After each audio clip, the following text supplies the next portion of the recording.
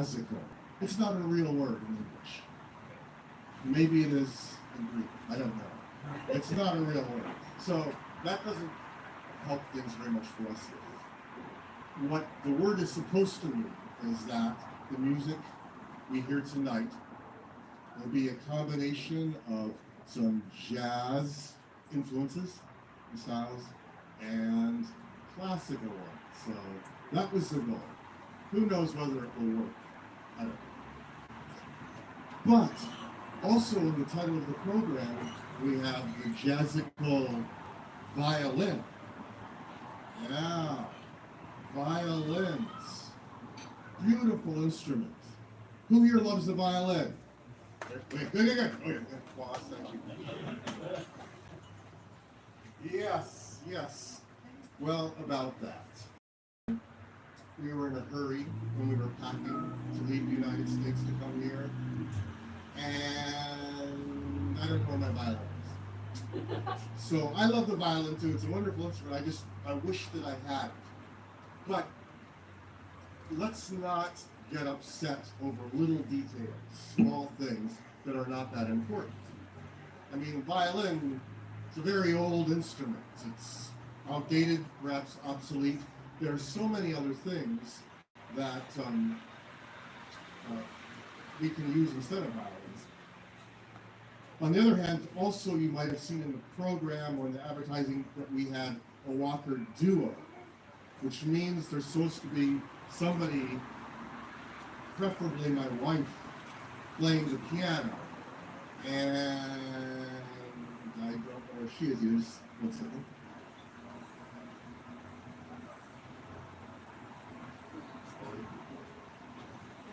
Yeah, we'll do it now. Yeah. This happens. Marriage, ups and downs. It's all right. Don't worry about it.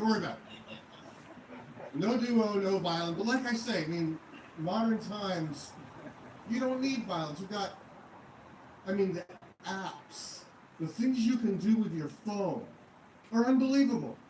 Like, who needs a violin? Stand back here.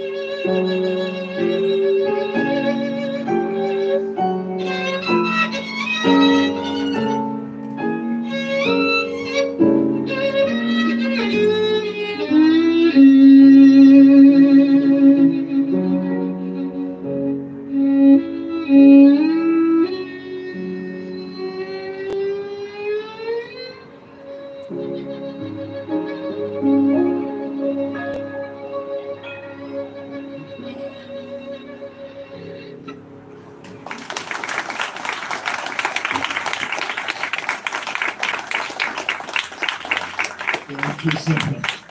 You see, I told you, it all worked out in the end. So, we got our band here, in good shape. What we just played for you is a piece called Prelude No. 2. It was arranged by a Russian violinist from the 20th century. You may have heard of Yasha Heifetz.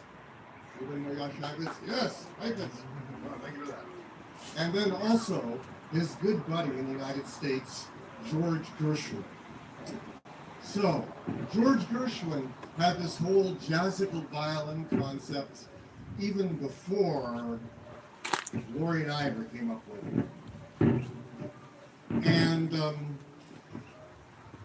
what George Gershwin did at a certain point, I don't know whether you would have heard of this composer otherwise, but George Gershwin, yes! All right. So, does anybody here ever fly on United Airlines? United Airlines, it's obviously a big airline company in the United States, but the company for many years has had a theme song. It's the main song for the whole airline. You hear it on the commercials, and you hear it like when it's time to fasten your seatbelts, they play it. And it's a piece by George Gershwin. It's his most famous piece. It's called Rhapsody in Blue. And it's for an orchestra, which starts off, you hear a clarinet making a weird sound. It's going.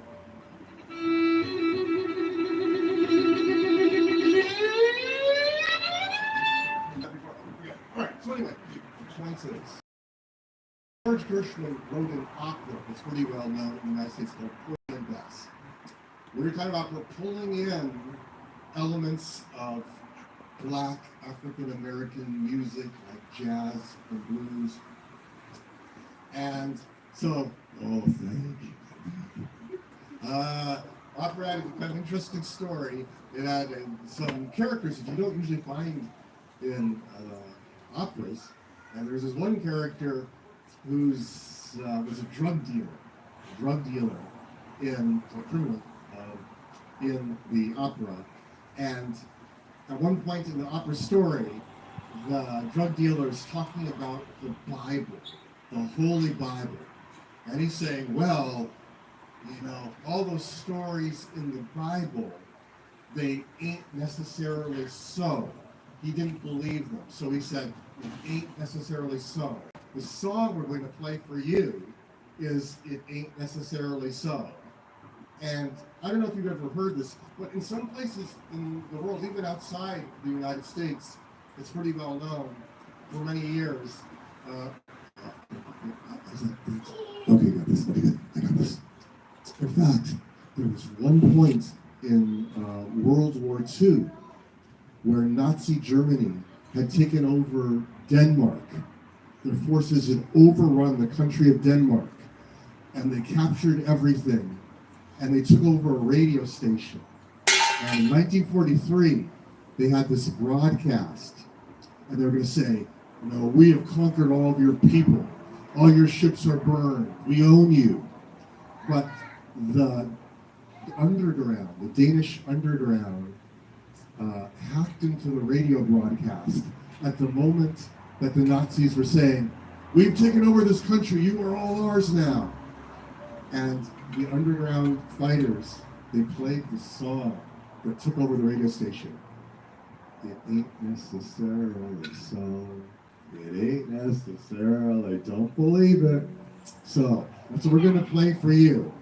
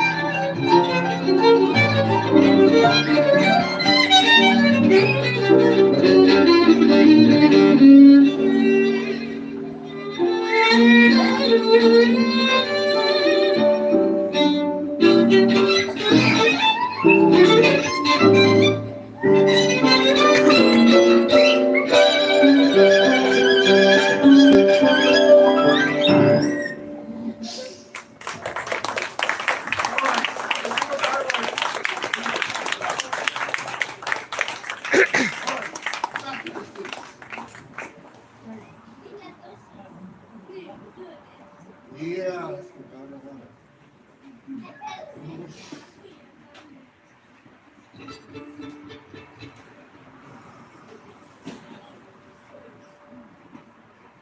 Still didn't sound particularly familiar.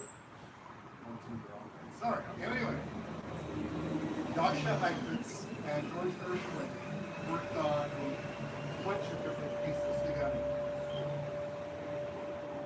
Dasha Heifetz and George Gershwin worked on many different pieces together.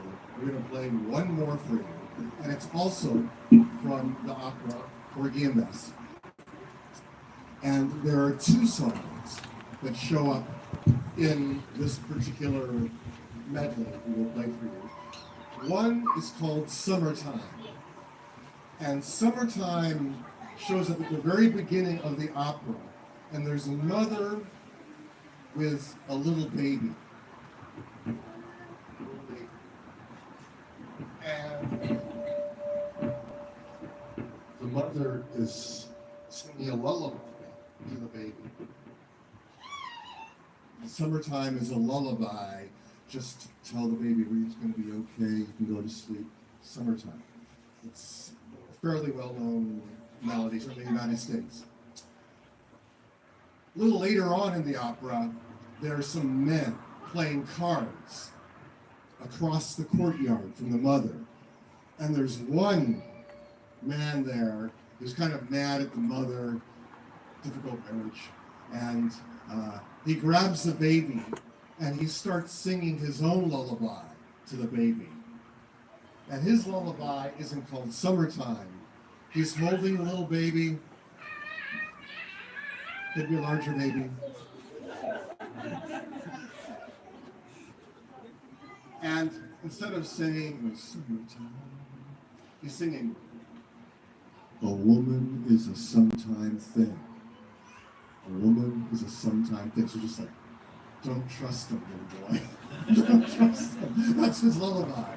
So both of these melodies show up one after another in this last piece of music we're going to play from the opera Porgy and Bess.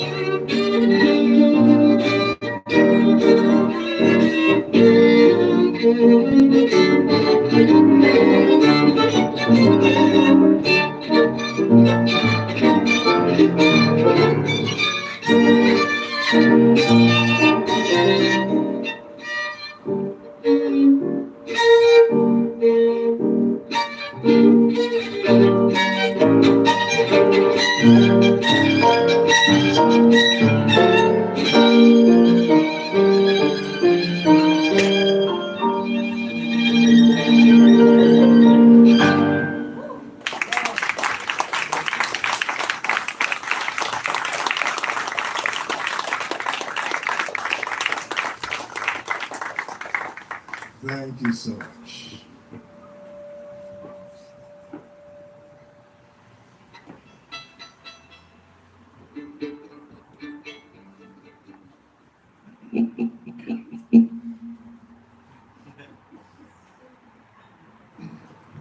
So, what can we learn from Mr. George Gershwin? The beauty of combining different instruments with different styles, pulling influences of classical and jazz and maybe even a few other things. I know I was inspired by seeing what George Gershwin and Jascha Heifetz had done together. And I tried to make my own arrangement. I tried to pretend I was Jascha Heifetz, come up with my own kind of thing. There were some problems, but more on that later. So what I decided to do was I took a classical piece of music that you may recognize when you hear it. It's called Clair de Lune by Claude Debussy. So it's a beautiful solo piano piece. So beautiful is good. The thing is, the solo piano piece, is no particular room for a violin. So I thought about it some more, and then I thought about another French piece of music that was written by a jazz guitarist, a gypsy jazz guitarist named Django Reinhardt. He wrote a piece of music called Nuages. Nuages is French for clouds. Clair de Lune. I thought Clair de Lune was about a girl named Claire. Come to find out, Clair de Lune means, why didn't you tell me that? Yes, it means moonlight.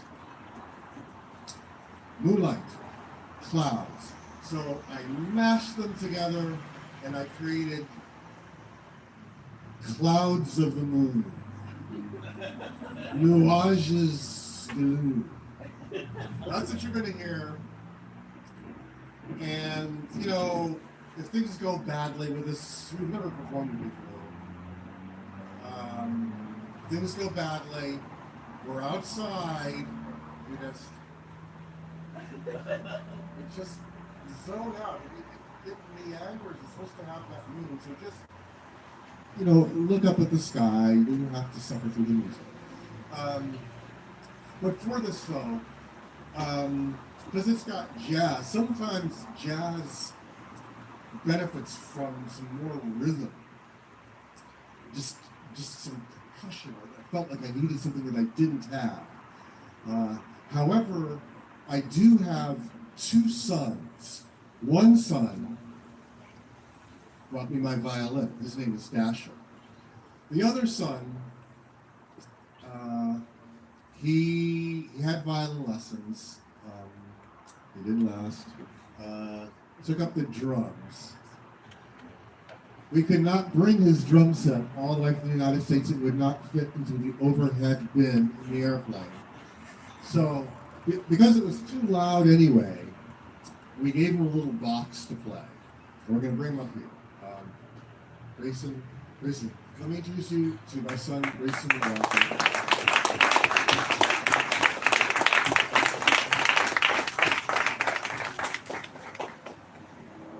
We entrusted him with this box, and so I don't know if there's any sounds coming through the microphone. Parents, this is how we do it. where we're ready with the whole jazz part, so you'll recognize when Nuaji starts by Gregory Walker, there's a drum will pick in. But now we need to have Claire de Lune.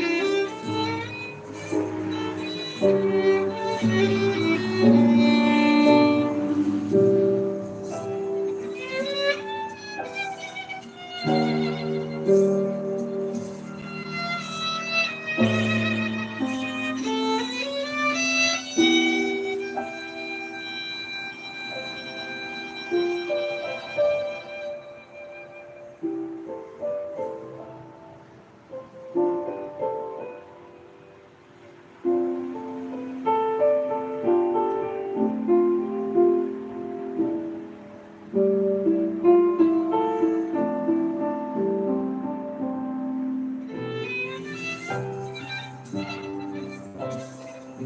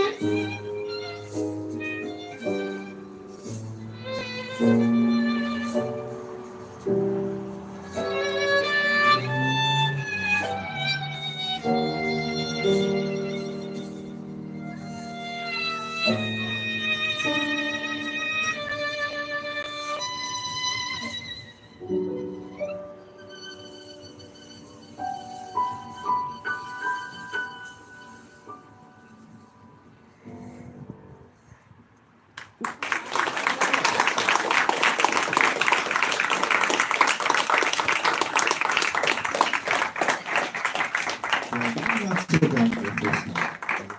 Good.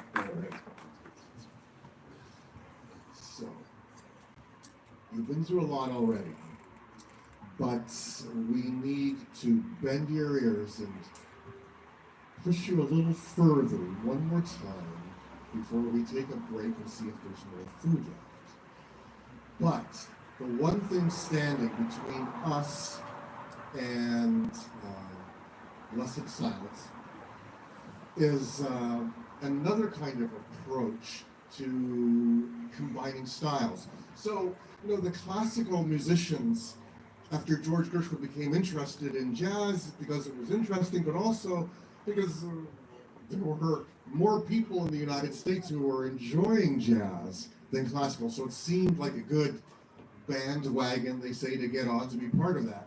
Well, as the 20th century progressed, we went from the 1940s to 1950s, 1960s, all of a sudden even the jazz musicians saw that there was another style that had emerged that was more popular, that was stealing all the audience from them, and that was rock and roll.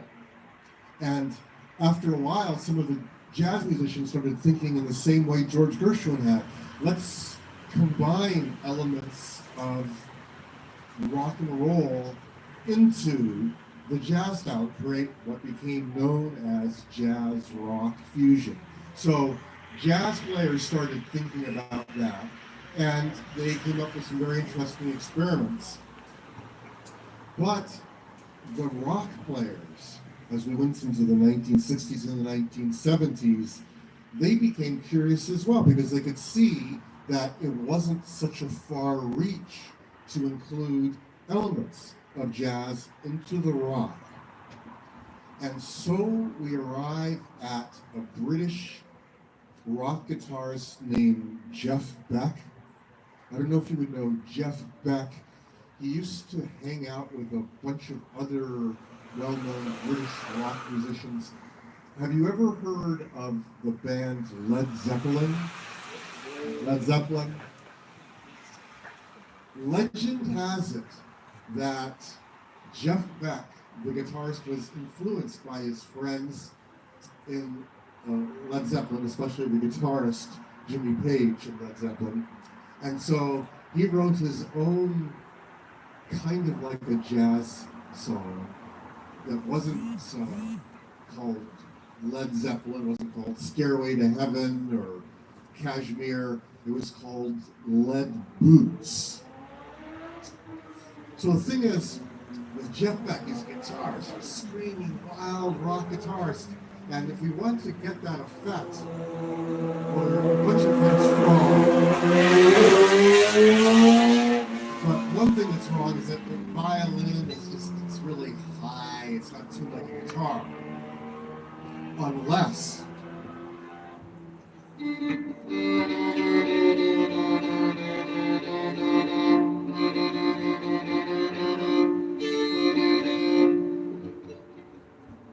ready to rock and roll?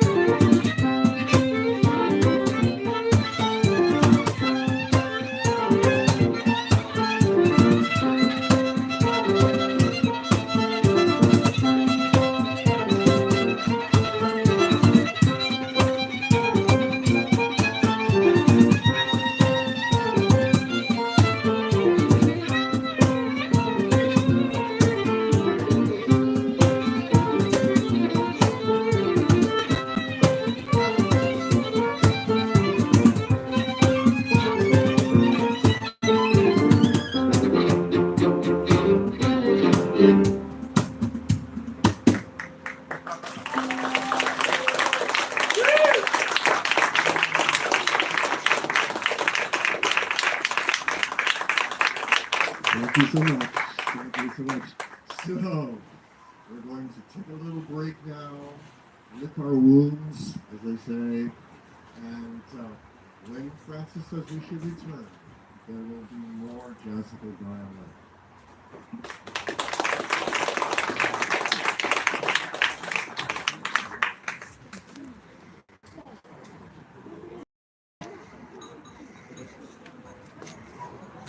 Мне очень понравилось. Видите? Как это остановить теперь?